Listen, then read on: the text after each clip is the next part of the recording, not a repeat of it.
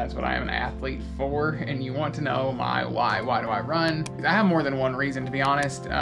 My first reason for running started out is to lose weight, and I actually didn't start out running, I started out walking. In school, honestly, I would do anything I could to get out of the mile run. I loved basketball. I played basketball in school. I played other sports, baseball and stuff like that in school, but when it came to running the mile in PE, I would do anything I could to get out of it. I hated running other than in those sports. If you told me back then that I would be an athlete for running when I got older and that I would be a runner when I grew up, I would tell you you're stupid. I wouldn't believe you, to be honest. I would not believe you.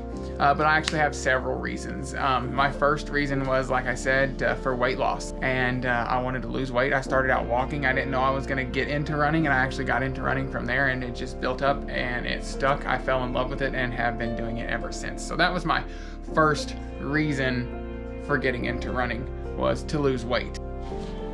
But also my other reason is my grandma. You guys know, if you've watched my first few episodes of the prep, that my grandma recently passed away, and she had a disease that took her ability to walk, eventually pretty much talk, do anything that she would love to do away from her, and she would give anything to run, and this was something I wanted to do to honor her in memory of my grandma. So that's my reason for the prep episodes, for this training. I know she would be proud. I'm dealing with some setbacks right now, honestly, a little bit. Like, it hasn't hindered my training yet, but we'll talk about that later on in the episode. But yeah, so that's my second reason for running. That's my why, my second why. But my third reason, my third why, is I want to see what my body's capable of. I want to see what I'm made of. I live off of that rule that David Goggins says: when you feel like you can't go anymore, you're only at 40% of your body's capability. And during this training so far, I have found that to be true. When I think I can't go no more, I can push more. And each time I do that, I feel very accomplished afterwards, as I do with all my workouts. But when I get down to the pain cave, the hurt locker, I feel great afterwards, and I feel very accomplished when I've went farther than I thought I ever could. Me, I enjoy training in the heat. I do. I love it. Like summertime, it's 100-something degrees. I'll slap 2-3 sweat vests on. I'll go out there and run. And I enjoy it. I love to sweat. I love to feel the heat. I feel like my body's on fire. When I feel the intensity of the workout and the pain that comes with it, that's where I thrive. I love training in the heat, and you guys are gonna see some awesome videos this summer of training in the heat, and we're gonna find out what we're freaking made of. We did last year, and we're gonna do it this year too. I didn't YouTube much last year because I had a lot going on, but this year's gonna be awesome. And that's my third why. I love to hurt. I love the pain cave. See what we're made of. I'm ready for summer. So what do I feel most athletes in general and runners in general struggle with mentally? Number one would be image. We feel like we have an image to uphold, to please. We feel like we have to look a certain way, be a certain weight, perform a certain way. Some people expect athletes to be 100%, happy, go get it done all the time, and that's just not what real life is. We're gonna have bad days. We're not always gonna be happy.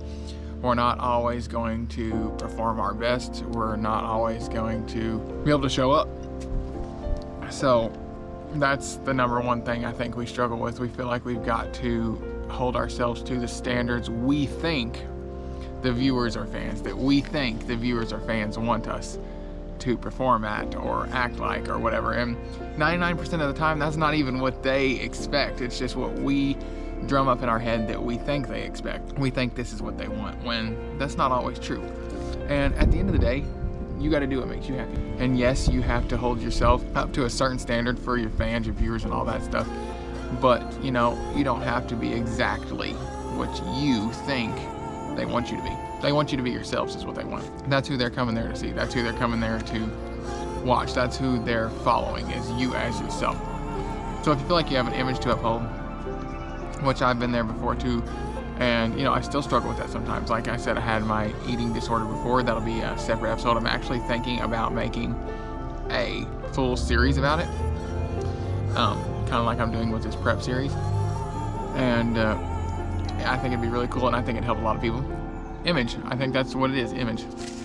But that was like the tip of the iceberg, and it's like, not only that, we hold ourselves to a certain standard as well. Us as athletes, and I know me as a runner especially, I hold myself to a standard way higher than anybody else would ever hold me to.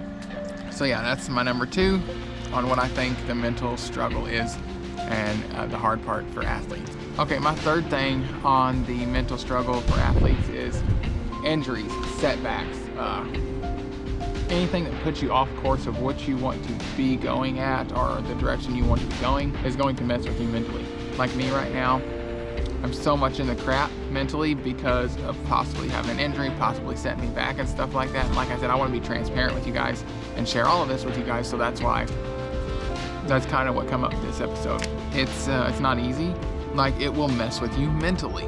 And being injured, not being able to perform at the level you want to, messes with you mentally like crazy. It makes you go insane. You have to be careful and not let injuries, setbacks, anything like that, don't let it throw you into depression. There are several athletes out there, not just runners, but athletes. And I feel like runners do struggle with this more. Don't let it mess with you like that. Like, this is just a small snippet of your life. You know, you love running, it's great. I love running, it's great. But you know what? If I couldn't run no more, it's not the end of the world. It's not the end of my life. So I got to tell myself that, just like you guys got to tell yourself that. Whatever you're doing, you know, whatever athlete, sport you're doing, whatever like that, it's just a snippet of your life.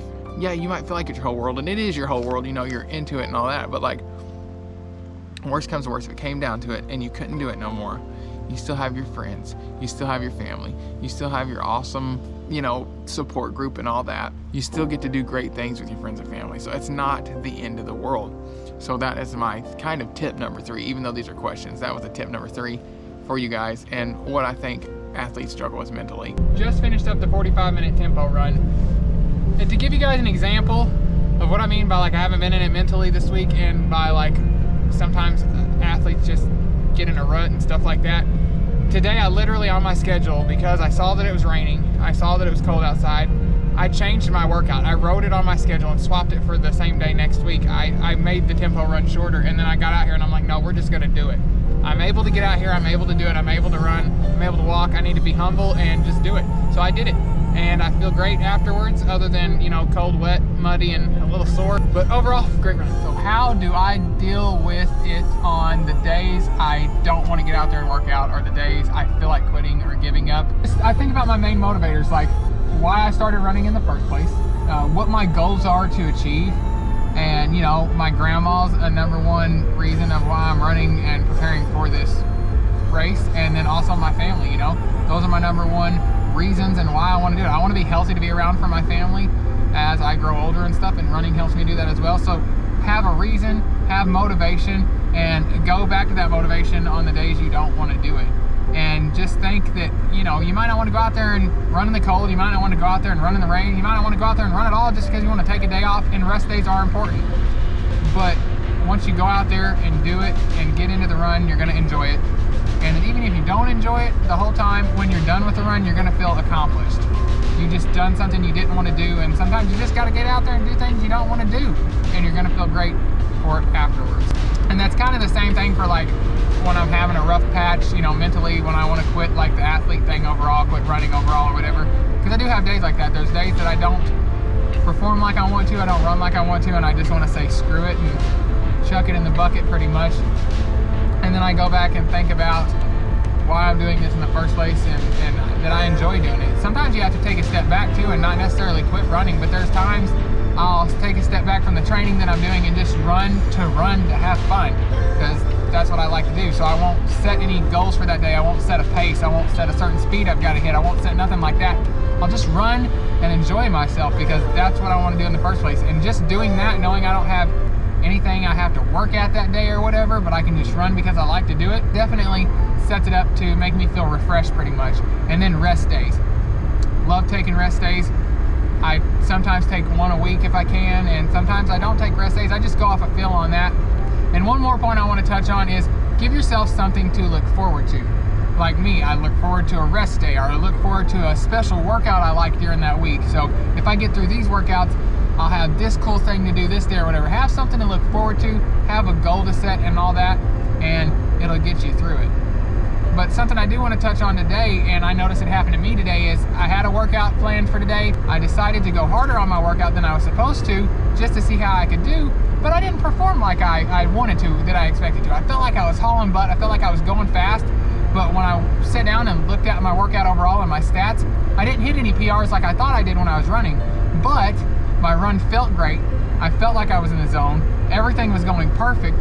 So even though I didn't win as in the way I wanted to win, as in like set a PR on my running pace or my speed, I won overall because everything went great. So just because you don't get a win in the way you want to doesn't mean you don't win overall.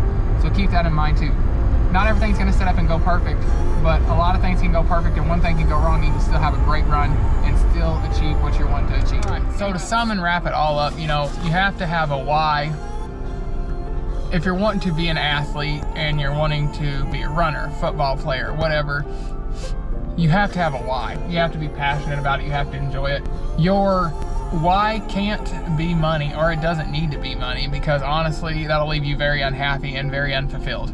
You can find a passion for it. Like me, I told you before, I would have never wanted to run ever. And if you saw me running, I would tell you better be running too, because there's something wrong. I'm running from something. But now I run pretty much daily because I want to, because I enjoy it.